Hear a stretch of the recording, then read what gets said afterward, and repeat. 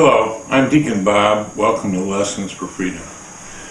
Today we're going to be going over a parable by Jesus that is the longest parable in the Bible.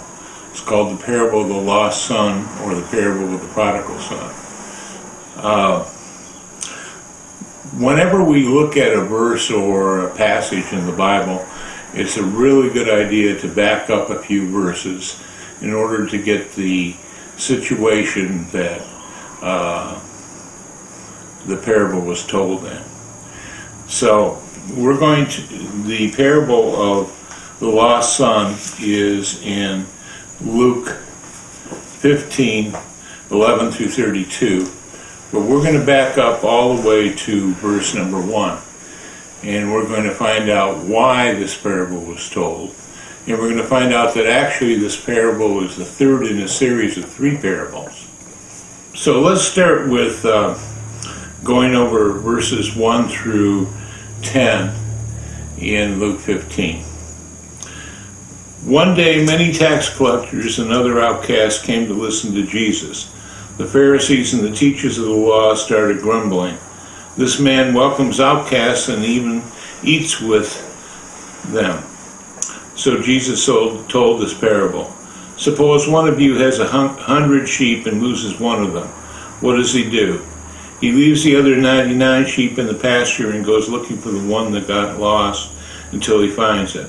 When he finds it, he is so happy he puts it on his shoulders and carries it back home. Then he calls his friends and neighbors together and says to them, 'I am so happy I found my lost sheep. Let's celebrate.' In the same way, I tell you, there will be more joy in heaven over one sinner who repents than over 99 respectable people who do not need to repent." The lost coin. Or suppose a woman who has 10 silver coins loses one of them. What does she do? She lights a lamp, sweeps her house, and looks carefully everywhere until she finds it. When she finds it, she calls her friends and neighbors together and says to them, "I am so happy I found the coin I lost. Let's celebrate."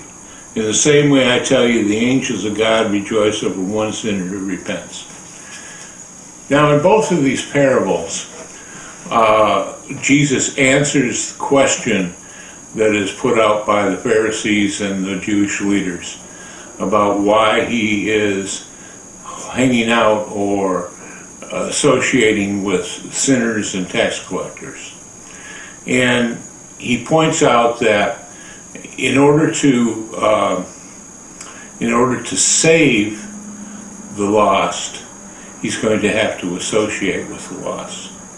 He also points out in both parables the fact that when the lost sinner is found, there is rejoicing that is done.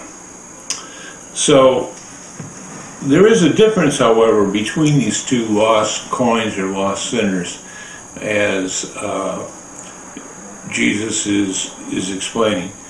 The first one, the lost sheep, got away from the flock by walking away. And in the second one, the lost coin got lost, not by leaving, but by being covered up with dirt. In the parable of the lost coin, the woman who lights the lamp and sweeps the house is probably pointing us to sin. So there's 2 ways that are being shown here how someone can be lost. One is by leaving the flock, and the other one is by being covered up by dirt, or in other words, sin.